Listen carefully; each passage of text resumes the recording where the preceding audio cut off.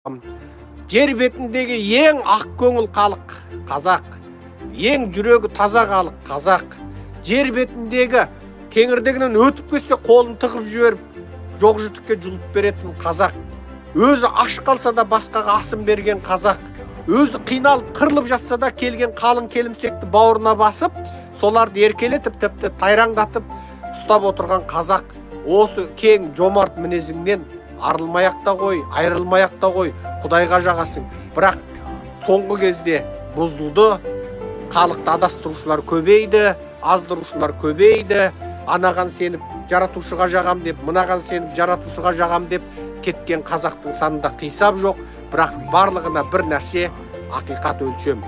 Егер кімде-кім ақиқаттың қыл сызығында, сол қыл көпір сияқты ақиқаттың қылдай көпірінде тік тұра алмаса, онда ол адам демес, мұсылман демес. Сондықтан олардың мына айтып жүрген пәтуасының бәрі оттаған әңгіме, патшаға қарсы шықпа, кәпірмен одақтаспа деген оттаған әңгіме. Бірінші мұсылман болмай тұрып алдымен адам болуды қатырып алу керек адамдар. Сен адамдық, жаратушы бізді бұл дүниеге адам қылып жіберді ма? Адам болудың өлшемдері не? Турашылдық, шыншылдық, әділетшілдік, жұмсақ жүрек, жылы жүрек, мейірімділік, махаббат. Сенің жүрегіңде мейірім болмаса, істеген ісіңде әділетшілдік, ақиқатшылдық болмаса, атаңның басына мұсылман болып қарық қыласың ба?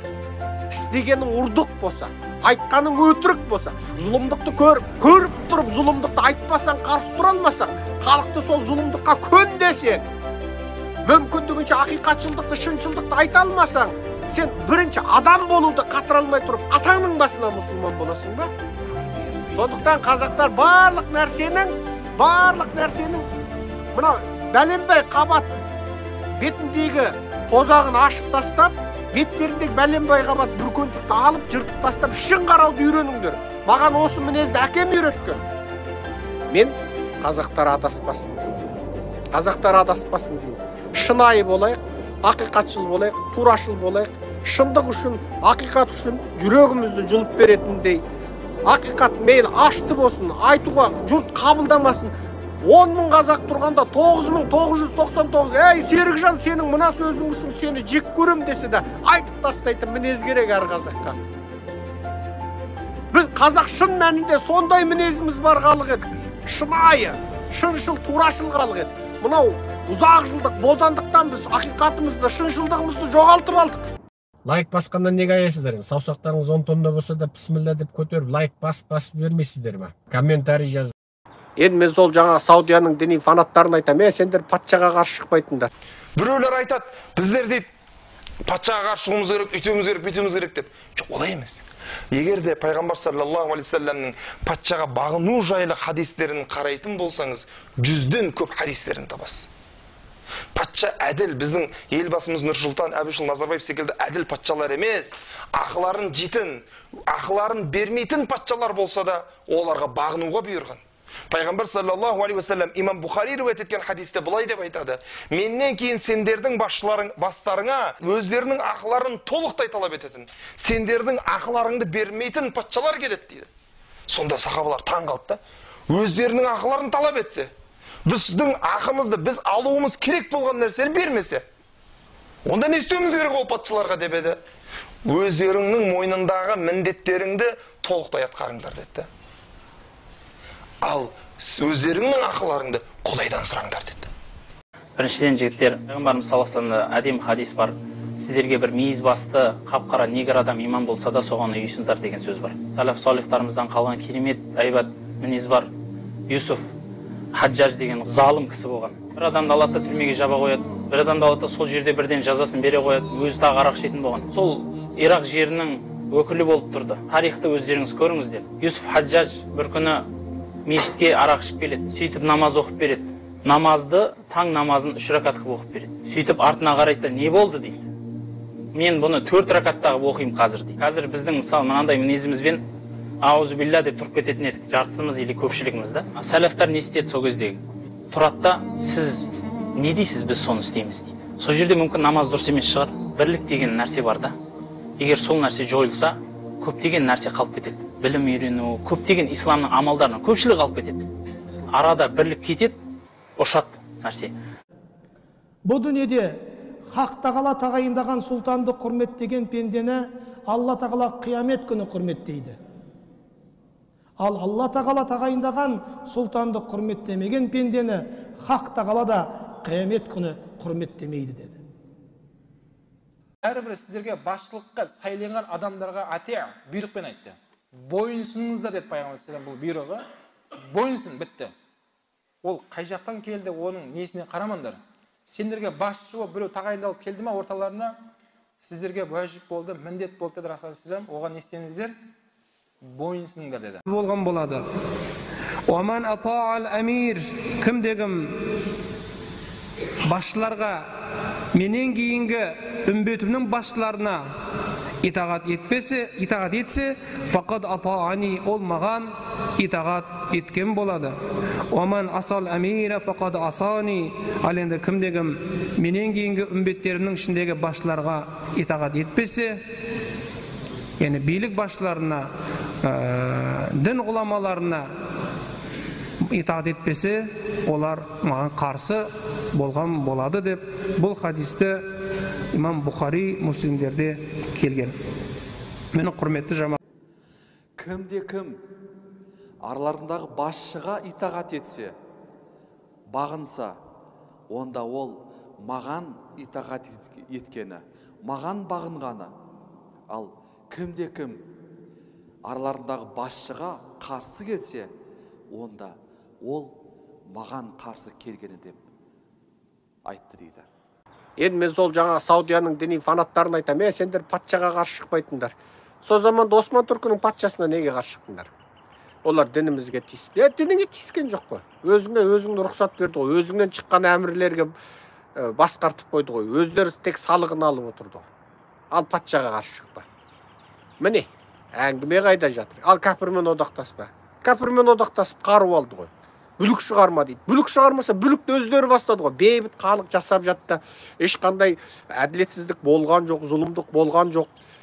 Ешкімді жаңа миллиондап қамаған жоқ, өлтірген жоқ, немесе ауыр еңбекке салған жоқ. Әшейін сол түйесін бағып, сасып, ешкісін сауып, сөйтіп жүрді. Олар сол заманда мұнай жоқ десін. Алды да өздері бүлік шығарды. Сондықтан олардың мына айтып жүрген пәтуасының бәрі оттаған әңгіме. Патшаға қарсы шықпа, кәпірмен одақтаспа деген оттаған әңгіме. Бірінші мұсылман болмай тұрып алдымен адам болуды қатырып алу керек адамдар. Сен адамдық, жаратушы бізді бұл дүниеге адам қып жіберді ма? Адам болудың өлшемдері не? Турашылдық, шыншылдық, әділетшілдік, жұмсақ жүрек, жылы жүрек, мейірімділік, махаббат. Сенің жүрегіңде мейірім болмаса, істеген ісіңде әділетшілдік, ақиқатшылдық болмаса, атаңның басына мұсылман болып қарық қыласың ба? Істегенің ұрдық болса, айтқаның өтірік болса, зұлымдықты көріп тұрып, зұлымдықты айтпасаң, қарсы тұра алмасаң, халықты сол зұлымдыққа көн десең, мүмкіндігінше ақиқатшылдықты, шыншылдықты айта алмасаң, сен бірінші адам болуды қатыра алмай тұрып, атаңның басына мұсылман боласың ба? Сондықтан мен қалың қазаққа бірінші айтам, жаратушы Саудияның не Египеттің не Иранның жеке меншігі емес. Жаратушы сенің 20 метргі басыңа бейдеп орап алған сәлдеңе қарамайды. Жаратушы сенің 2 метргі орап алып, машалла, машалла деп отырған сақалыңа қарамайды. Әне жүр, әне шешендердің ана сақал қойып алып, талтаң еткен ана мырқиған ана бастығын көрдіңдер ғой ана. Бұтына $4,500 бәтіңкесін киіпті. Ана Украинаның басшысы аяғына бір енді өздерінің ақшасымен $1,500 ғана тұратын кәдімгі жай спорт киімін кие салған. Анау $4,500 киіп апты. Және өзінің ана бойы мыртиған неме, ана еркектің размері жоқ, қатынның размерін, қатынның аяғын киіп алған ғой. Талтаң ет, сақалды бұлай қойған, жаңағы аса керіліп, сезіліп. Солар ма жаңағы тәкбір айтып айғайлап барып, әне жерге Украинаға барып, жазықсыз халықты қыратын солар ма?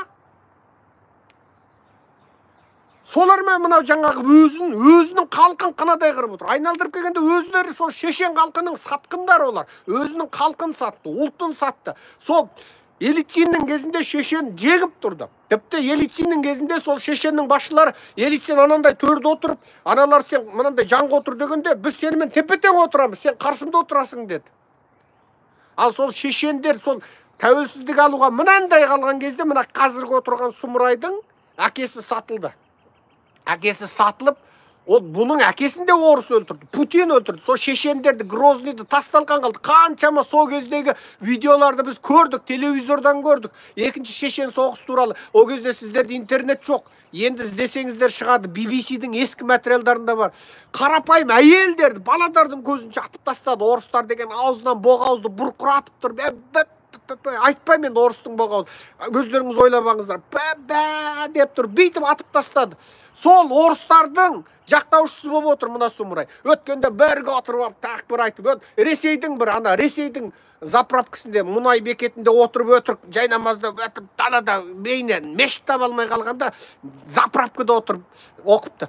Мына Украинда отырып, Украинның жаңа жанармай құю бекетінде намаз оқып жатыр деп сақ қойыпты. Артынан барып ана жерде Украинда бірде-бір Ресейдің жанармай құю бекеті жоқ деп елдер масқарасын шығарды. Өтірікші, қылған қылықтары өтірікші, істеген істер өтірікші. Сол ма мұсылман? Сол ма мұсылманның қорғаны болып жүргендер? Сол ма біздегі анау кім, біздің қазақтың анау миллионерлер кім еді? Анау біреу барып соған сарай салып беріпті. Ана қазақтан ұрдаған ақшасына, анау кімнің күйеу баласы? Тасмағамбеттің күйеу баласы барып оған дос болып сарай салып беріпті. Сол қазақтарды мен түсінбеймін. Сол ана кавказдықтарды көрсе дос болып, авторитет көріп, соларды бейтіп, оларды сөйтіп қойған сәбет қой оларды сөйтіп қойған. Солардың бір бокс-моксте, жұдырықта, не ақыл ойда, парасатта қазақтың теңі ме еді солар? Тең емес болатын. Оларды өзінің жерінде өзін қынадай қырып, әбден қорлап, қырып, содан Қазақстанға жібереді де, Қазақстанда енді қазақтарды басу керек. Себебі оларды басып болды, өз жерінде қырып болды. Өлтіретін өлтірді, сүргіндеп болды. Енді Қазақстанда бүкіл сол келімсектерді орыстың айналасына топтап, орыспен бір қылып, енді сол жердің иесі қазақты басу керек болды. Сөйтті де қазақты өлтіріп кетсе сотталмайды, бауыздап кетсе сотталмайды, қазақтың қызын зорлап кетсе сотталмайды, жынды куәлігі бар бәрінің. Міне, содан кейін қазақтың санасына олар батыр дейді. Атаңның басы батыр олар. Олар батыр емес ешқандайда. Оларды орыстар қолдан жасады. Орыстар өз жерде оларды қырды. Қырып қазақ жерін алып кеп, енді қазақтарды орыстар бастыру үшін әдейіге соларды қолдан жасап қойды. Сөйтіп оларды тау халқы деп қойды. Атаңның басы тау халқы олар.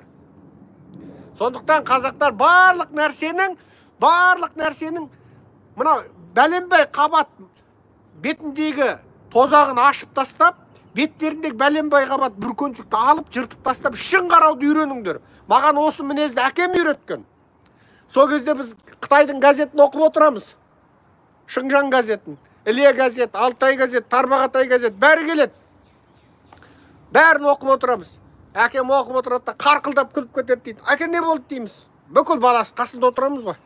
Мынау бұлай жаз дейді. Сөйсек, Америкада қаралар күн көре алмай жатыр. Ақтың полициясы қараларды қырып жатыр. Қаралар деген осы азаптың ішінде жүр. Осы Америкада міне адамды құқық жоқ, анау мынау деп жазған хабар. 83, 85, 86 жылдар. Американың қайда екенін білмейміз, картадан ғана көреміз. Сол кезде әкем жарықтық айтатын. Мына Америкада қаралар бұндай емес дейді. Америкада қаралар мына жердегі бізден жақсы дейді. Америкада қаралар мына жердегі бізден жақсы өмір сүреді дейді. Мынаның бәрі мынау компартияның өтірік үгіт насихаты дейді. Міне, сол заманда біз бүкіл дүние жүзілік ақпаратты сол Қытайдың теріс үгіт насихаты жазылған радиодан, газеттен, телевизордан көріп оқып отырып, соның арғастарын біліп отыратынбыз. Әкем тұрақты түрде сол заманда Хасен Оралтай басқарған Азаттық радиосын таңертең тұрақты түрде шайдың үстінде қояды. Кеште тұрақты түрде бізге тыңдатады. Сол Азаттық радиосы сол заманның интернеті болатын 80-ші жылдардың. 80 жылдар интернет деген сөзде жоқ қой. Сонда дүниеде не болғанын батыстық көзқараспен қарап өстік біз. Шынайы көзқараспен қарап өстік. Адамдық құқықтың не екенін білдік. Міне. Сондықтан айналайын қалың елім қазағым, не оқысаңдар да, естісеңдер де, барлық нәрсенің бетіндегі мың қабат пердені сырып тастап, ар жағында шынайы бейнесін көруге тырысыңыздар. Құлшылықта да сондай. Құлшылықта да сондай. Құлшылықтарыңызда өте сақ болыңыздар. Мынау бізге уағыз айтып жүрген адамдардың ілімін ғана алыңыздар. Бірақ оған әулие көріп табынбаңыздар. Алдымен мұсылман болу бірінші ма, адам болу бірінші ма, соны ойлаңыздар. Және Құдайға жағу үшін жаңағы Боқболат сияқтылардың тобына қосылып, солар арқылы олардың ана жақта таныстары бар екен. Сол таныстарын айтса, солармен бірге тобымен, командамен жәннатқа кіріп кетем деген қияли мына қазақстанский түсінікте болмаңыздар. Ол дүниеде ешкімнің танысы жоқ. Ол дүниеде ешкімнің танысы жоқ. Ол дүниеде ақырған патшаң да, қылышынан қан тамған батырың да, анау жер әлемді жаһанды жалпағынан басқан жаһангерің де, бәрің дірілдеп, анау өмір бойы байлықтың не екенін білмей, гауһарды үгітіп тозаңын далаға шашқанда, 1000 миллион сұлуды жинап алып, өмір бойы сұлудан көз ашпай, төсектен тұрмай кеткен патшалықтың серілері де, өмір бойы ішер ас киер киімге жармағанда, өмір бойы адам болып бір сау күн өткізе алмай, азаппен, аурумен өтіп кеткенде, бәрі сол жаратушының алдында жауап бересің. Ол жаратушы, ол шексіз күш қуат иесі, ол шексіз ілім иесі, оның ілімі, мынау сенің компьютерің, спутнигің, мынау камераң, анау бақылаушың, мынау неменең, ол ойнамай қалады. Ол жаратушының шексіз компьютерінде мен қанша рет жүрегім соқты, мен қанша ауыз сөз сөйледім, мен қанша грамм су іштім, бәрі жазулы тұр. Бәрі жазулы тұр, бәрі жазулы тұр. Тура сол сияқты, сол шексіз жаратушының алдында жауап бергенде, ойбай, мен анаған сені қаппын, мынаған сені қаппын кемейді. Әркім өзінің ақиқатын өзі жүрегімен іздеу керек. Өзіңнің мына дүниеңде өзіңнің қолыңда, сенің ана дүниеңде өзіңнің қолыңда. Біз өліп қайтадан тірілетін сенімдегі адамдармыз ғой. Дүниені солай бізге түсіндірді ғой. Біз соған нанушымыз ғой. Ендеше біз қайта тірілеміз.